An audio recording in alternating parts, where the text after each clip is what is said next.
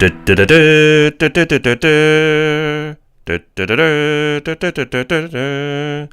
I'm going to stop. Don't worry. I was going to do the whole song. Welcome to the Property Podcast. It's episode 278. And this week, yes, you may have guessed it, we're going to teach you how to be a super landlord.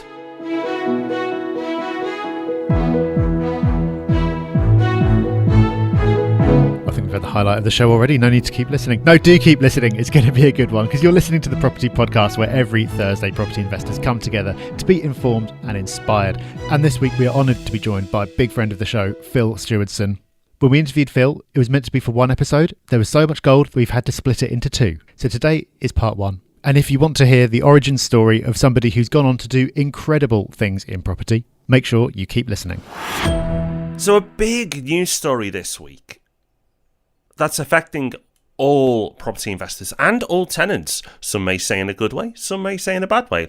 Let's find out what it is and then we can decide. So the government has announced that it wants to introduce longer tenancy agreements for all tenants. And now what they're proposing is that tenancy agreements run for 3 years. Yeah, this came out just the other week from the Secretary of State for Communities, James Brokenshire, and he was announcing a consultation into 3-year tenancies. Now, this is just a consultation at the moment. It's going to go on till August. And so far, there's not a lot of information other than the fact that they think that tenancy agreements should be for a minimum term of 3 years. Now, importantly, under that arrangement, tenants can still leave early. So really, this is landlords having to give a 3-year minimum. Tenants can still leave whenever they want.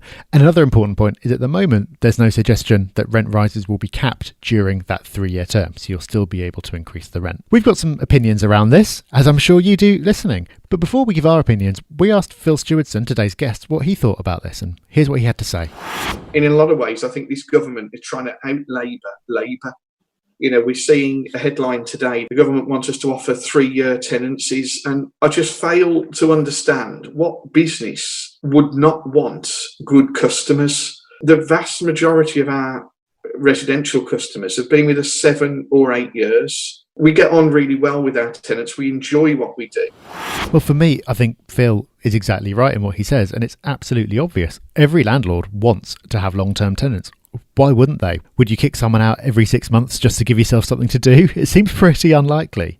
And here's what I find really odd about the whole thing. In the announcement about the fact that this consultation is happening is the statistic that people stay in their rented homes for an average of nearly 4 years.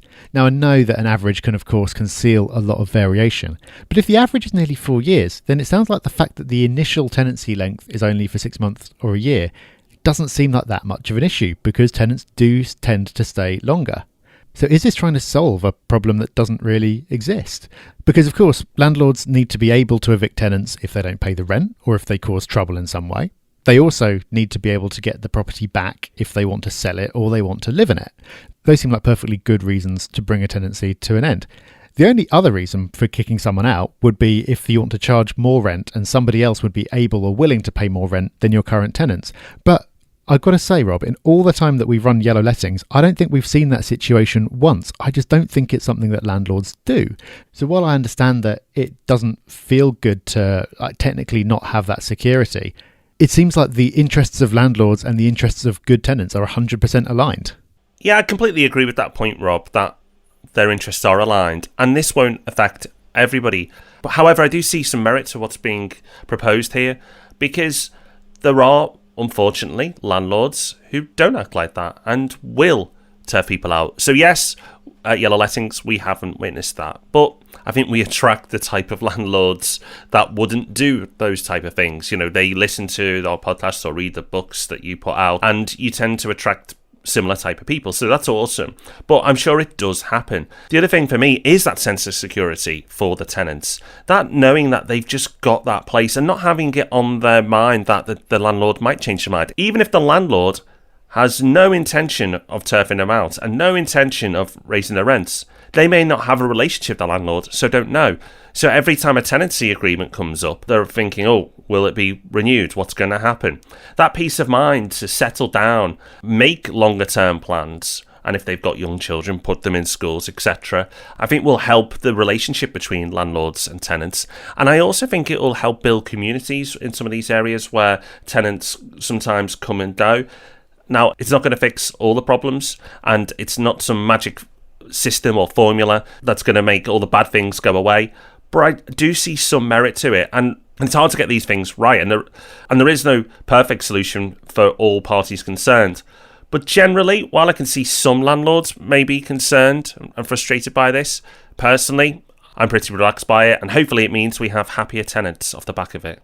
I think one thing that we won't have is happy letting agents, because they've just lost the ability to charge fees to tenants, but they tend to like charging renewal fees to landlords, and so now they're only going to be able to charge them once every 3 years potentially. Absolutely, Rob. This is the big news story for me, is actually the people who seem to be making the most noise are people who run letting agents, not ourselves included, because we don't use turning tenants over regularly as a revenue model. Although I do know some letting agents that encourage 6-month tenancies because they know they're going to make more and more money. This, with tenancy fees being abolished, means that letting agents are really going to struggle in the future, and it's going to be interesting to see how this sector plays out, because I think a lot of people will disappear. They'll try by raising prices because they simply have no option, but if raising prices doesn't go down well or doesn't make up enough income, because you'd be surprised how much some of these letting agents make from turning tenants over, then they may disappear from the high street. It's going to be a really interesting sector to watch over the next decade. I've said it before, but I wouldn't be surprised if letting agents and estate agents are at a place in time where travel agents were 10, 20 years ago, where there were lots of them on the high street, and today there aren't many at all. So the consultation ends in August. Chances are we'll hear something more about this before the end of the year. Worth keeping an eye on what's going on in Scotland while we wait, because since last December, all new tenancies in Scotland have been indefinite. There is no term to the tenancy at all. It goes on and on and on until the tenant chooses to move out or the landlord has a valid reason for getting rid of them. So as Rob said, as a landlord, I don't think any particular reason to be concerned about this. This guy hasn't fallen in Scotland since this has come in, but we'll keep an eye on this. And of course, we'll bring you more updates and opinion on this as things develop. Okay, so in the latest issue of the Property Hub magazine, we've got a cover story about what we're calling super-landlords, landlords who've built up really big portfolios, the kind of thing that most landlords will never come close to, and the lessons that we can learn from those. One of those landlords we featured was Phil Stewardson, who with his brother Mark has built up a really diverse portfolio, and a big one as well, around 160 properties in there. If you are a magazine subscriber, then you will have had the chance to attend a webinar that we did with Phil. We do a webinar for subscribers every quarter, exclusively for them. But Phil had so much great stuff to say, we couldn't resist getting him onto the podcast as well. This is going to be a two-parter because there's loads to cover. But we started out, just to give you some context, by asking Phil what his portfolio looks like right now. Super. So, Phil, what does your portfolio look like now? We have a mixture of properties spread across 4 limited companies. So we have some still in our own joint names, which are mainly residential. From the very beginning, it was just my brother and I as a partnership. And our intention was not to build it into the business that we have built. It was a bit of a pension pot, really. And the idea was to jointly own some properties. And then by the time we were ready to retire, they'd be easily paid off. And it would be a bit of a pension. So we started in joint names and then changed that in 2002. So from 95 to 2002, we were buying in joint names. So those are all residential. As we got towards 2002, that was when we moved towards commercial, and we put a couple of shops. So we've got a real cross section now: residential, retail, lots of mixed use, where we've got retail on the ground floor, flats or offices above. We've got farmland, woodland, yards that we rent. I really have a cross section. As we always say, guys, we will buy anything as long as there's an angle there for us. Phil, you're making our portfolios look very boring.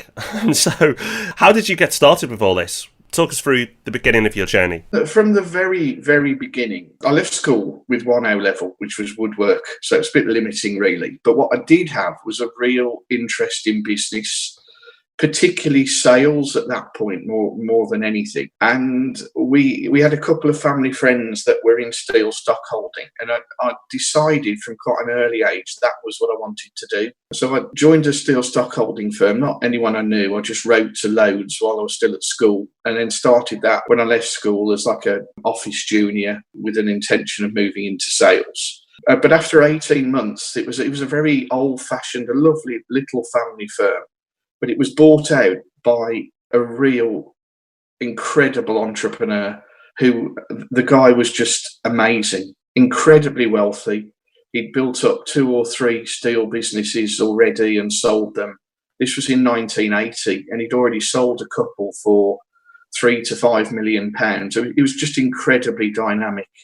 And I just learned an awful lot from him about business. But probably the most important thing, even at that stage, was that I could see, even then, the steel market was in decline. There was no way that certainly the good times, and everyone I worked with was saying, oh, things are bad. We'd had the first recession, and the steel market was dying then.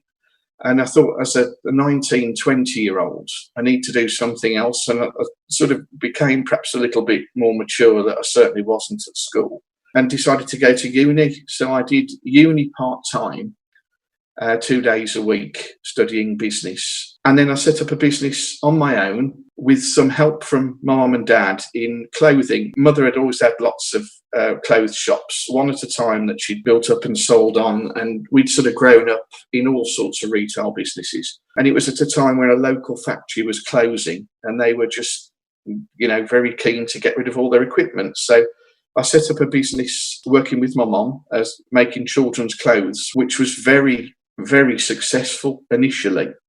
And we got to a point there where imports were getting better. Customers here were declining over a sort of 10-year period. And yet again, I could see that wasn't going to be a business that lasted forever. So that was how we sort of looked at what else we could do. And my brother was a commercial photographer. He also could see that, photography wasn't going to probably see him through to retirement. And we came up with the idea of buying a few properties with the intention of buying 10 was our intention as a pension.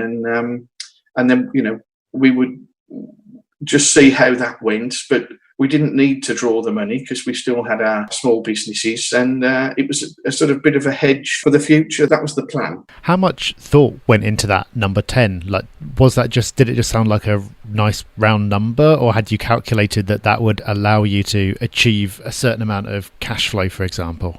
I think we probably settled on the idea because it was a round number, to be honest, and it sounded achievable. I suppose it would put you at slightly above the average salary, wouldn't it? Half the income from 10 properties. It's such a long time ago, Rob, now. I'm sure there was a little bit of thought behind it, but it was certainly nothing overly scientific. Phil, what do those first 10 properties look like? And do you still have any today? We still have about 6 of them. Wow. They are, obviously, as I said, they are ones that started out in the partnership. So obviously now the returns look fantastic. They're like 45% or something. We were quite lucky. We'd set up my textile business, and then my brother worked in the same building. We bought an old pub in Cradley Heath, which is where we're still at now. So there was room there for both of us and to create some flats above. The first property was 200 yards from our office, which was a repossessed 3-bed end of terrace house, and we bought it for $20,500, which we managed to scrape together the cash for, raiding both our businesses and our savings to get that $20,500 together. We spent about 4.5 on it. It was just cosmetic, really. So it was very minor, just a little bit dated. So it was decor. I think we put a new kitchen in and decorated was about all we did. The market at that point, there were loads of repossessions. No one wanted to buy anything that wanted any work. That was the big thing. The market is so different from what it is today.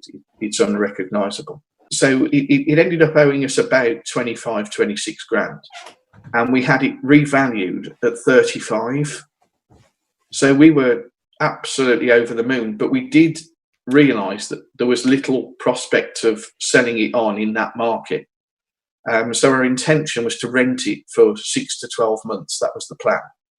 Obviously, when we got to the end of that period, we got a great tenant. She said, I'd really like to stay. So we ended up keeping it and buying a second, because our intention with that had been to flip it to make some profit so that, we could buy again without using up every penny we had. So we refinanced it to buy the second. And then from that point, really, we didn't stop. So, of course, you ended up going quite significantly beyond the 10 that you were aiming for to start with. How long did it take you to get up to that number? And from then onwards, what was it like making the jump to being more of a full-time investor than the pension that you originally set out to get into property for? Right, so to get up to 10 took us about 3 years, sort of between 2.5 to 3 years to guess. We had a bit of a bump along the way. We'd managed to borrow funds for second, third, fourth, fifth and sixth, and the seventh from our funder, from our existing businesses. When we got to the seventh, this was NatWest, they started to panic a little and said, oh, it's gone really well, because every one was bought at around 20 grand. And they were all then revalued at about somewhere between 35, and I think the best one was at 50. And they'd all sort of cost us, as I say, 20, and they had about 5 to 7 spent on it. So at the point we were at 10, we were thinking, well, what the bloody hell are we messing around at in our day jobs, really? We need to be putting as much effort into this as we do our businesses, really. So we got to 7, and as I say, the bank said that it's gone really well, guys, but what we want to do is we want to have a break for a year, and we want to see how you manage them, which was the kiss of death, really. I mean, that was just something we didn't want to do. We'd found a system that worked. We were in an area that was ripe for what we were trying to do. And we'd built up some good contacts with builders, merchants and contractors. And, we were able to provide them with regular work. Considering it was part-time, it was just running so well. We were just very keen that we didn't want it to end. And we knew that if we took a 12-month break, chances are we would struggle to get back in, really. So what did you do? So fortunately, about 6 months before, we had a letter from a local Lloyd's branch, which a really lovely guy who had seen some publicity we'd had in the paper. As the clothing manufacturing company, we'd been very successful. We were on Clothes Show, a very, very popular programme on a Sunday afternoon. We'd been on there for their awards, and we supplied clothes to people like Barry Gibb for his children, Margaret Thatcher for her grandchildren. So it was going really well. So we got lots of publicity. He wrote to us, said, I've seen you in the paper. I dare say that you've got a good relationship with your bankers, but if ever you're thinking of moving, we'd be very keen to talk to you. He immediately made us an offer of some funding, and that's carried on to this day. They've been absolutely superb. We do little bits with other lenders as well, but we've stuck with them, and they've been very, very good to us. So, Phil, you've come a lot further than you originally intended to, and I'm going to make the assumption that you're now at the point where you don't have to keep going if you don't want to. You could retire if you wanted to. Do you have an end goal? Is there a point at which you're going to call it a day? And what is it that keeps you getting up at 6 a.m. and doing it every day? Well, retirement isn't something we've considered. We have a long-term plan which is sort of constantly adapted, really. We're both in our early 50s and in pretty good health. We can easily carry on, I would hope, for another 5, 10, 15 years. But we do envisage that, we will be reducing the size of the portfolio, well within that time frame. But who knows, our original intention was hopefully to sort of build it up, float it on AIM, the alternative investment market, and sort of exit that way. But we're open to any suggestions. We do deals with other people, not so much joint ventures, but we've helped a number of people where they've got sort of investments that have gone wrong. So we'll continue to do more of that. But more importantly, we really enjoy what we do. For us, this isn't work. Going down a mine is hard work. What we do is something that's a real passion.